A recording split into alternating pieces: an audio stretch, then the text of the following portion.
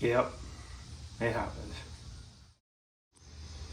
Well, I knew it was coming. We've got the first issue with the $5,000 charger. Well, let me show you. I don't think that's supposed to be there. We've got transmission fluid. I've already been out of the car. It's either coming from the pan gasket or the harness plug that goes into the transmission, or a combination of the two. So let's see what parts we got. All right, so since we're gonna have to pull the pan gasket and filter, might as well do that. And here we got a new harness plug, just in case that's what's leaking, and an upgraded pan. This is a Mercedes pan. Dodge pans don't have a drain plug like this one does. So if you're gonna pull the pan, find yourself a Mercedes pan. That way, if you ever want to drain the fluid, you have to have that drain plug. When you pull the pan, you're only going to lose a few quarts, whereas the transmission holds way more than that. So if you're looking to swap out fluid, this will make it easy. You could do a little at a time instead of actually flushing the transmission. So we'll do the filter and gasket, new connector, put this pan in. We'll have to add fresh fluid, but then in a week or so, we can drain it again, add more fresh fluid, and do that a few times, and then you'll have all fresh fluid in the transmission. Out of the car, you see the pan is very wet. I want to say it might be coming from that plug, but we'll do the pan gasket anyway. We're already down here. All right, first thing I'm gonna do is take this transmit down. 13s on the outside, 2 15s in the middle.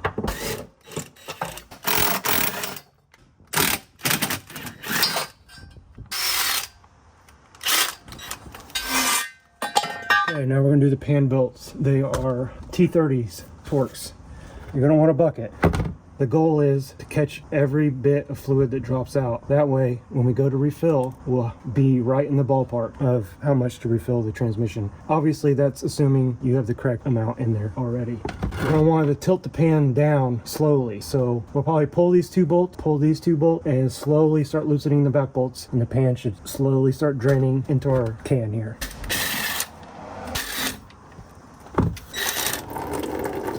Goes. All right, we're gonna let that drip for a minute. We'll just do this a little bit at a time.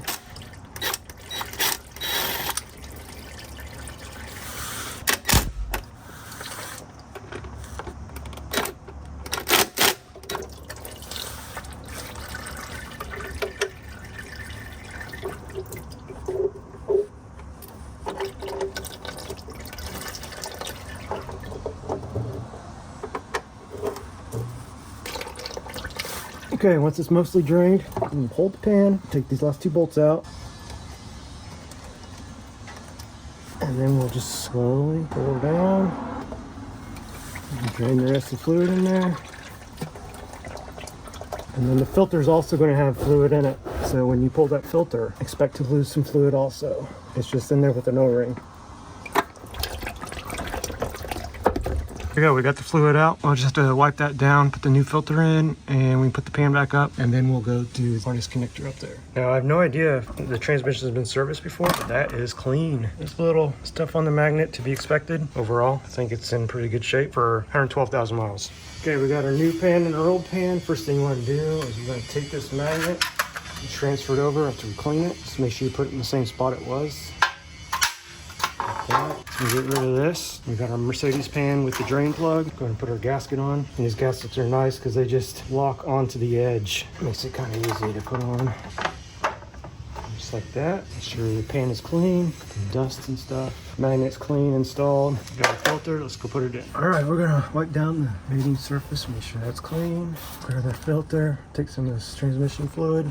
We're gonna lube the O-ring up.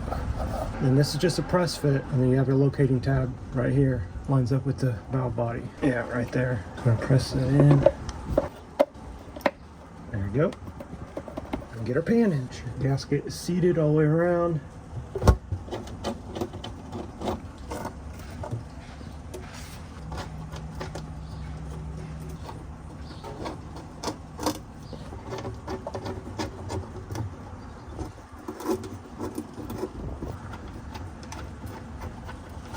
Okay, we want to run these in real nice and soft.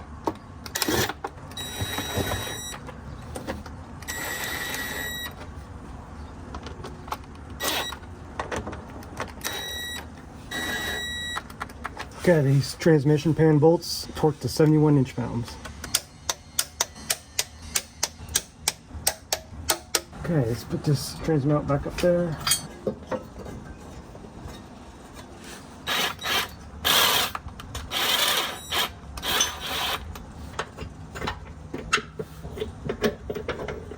Now you may not be able to get all the bolts in without actually supporting the jack to get it back up to the body.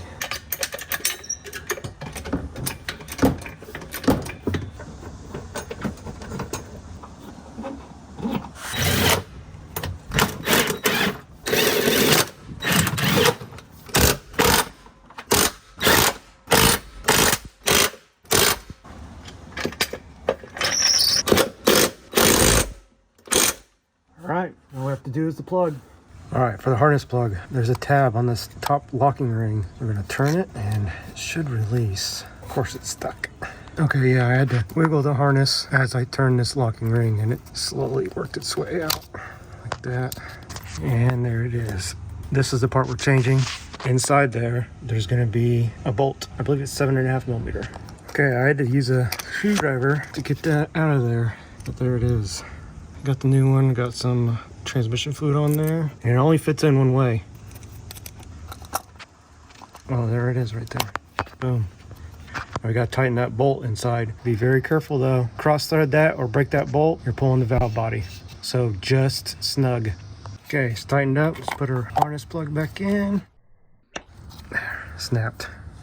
All right, all done underneath. All right, I gave everything a quick wipe down. Just get rid of all the residual ATF. Should be good to fill it.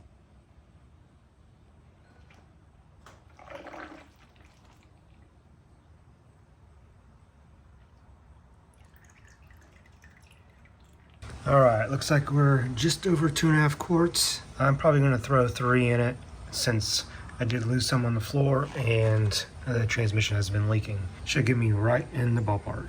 Okay, now we're gonna add our 3 quarts of ATF plus 4.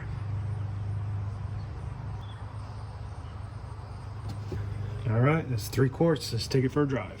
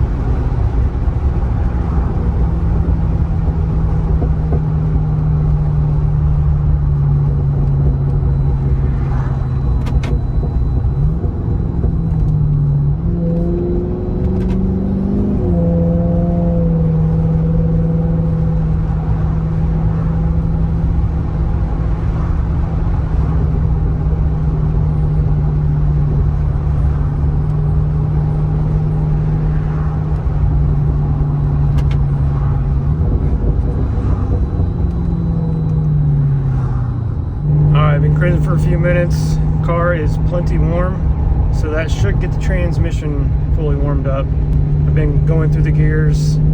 Everything seems fine, shifting fine, just like it was before. Once I get back to the garage, we'll go over how I'm gonna get the proper fill level. And a little first gear pull.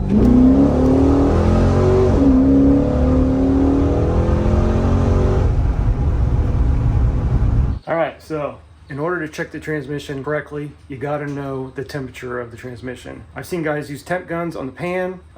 There's no readout in the dash on these, unfortunately. I know if you have the Z Automotive Taser, that will give you the temp, but I don't have that. So next best thing is to get the temperature of the fluid, and that should give us an idea. I've even seen some rely on the engine coolant temp. They say if it's up to temp, that means the transmission's up to temp, but I want to know what the fluid is. So I'm going to show you how we're going to do that. Need is a dipstick. You can find those on Amazon, eBay. I think B&M makes one. But basically, the way it reads is you follow those numbers and compare them to transmission temperature. So you're also going to need a way to measure the temperature. Here we got just a cheap digital thermometer with a really long lead, and I'll show you how we're going to use that. Okay, we got our temperature probe. Car's up to temp. I went through the gears a few times. I'm going to slide this down the dipstick too.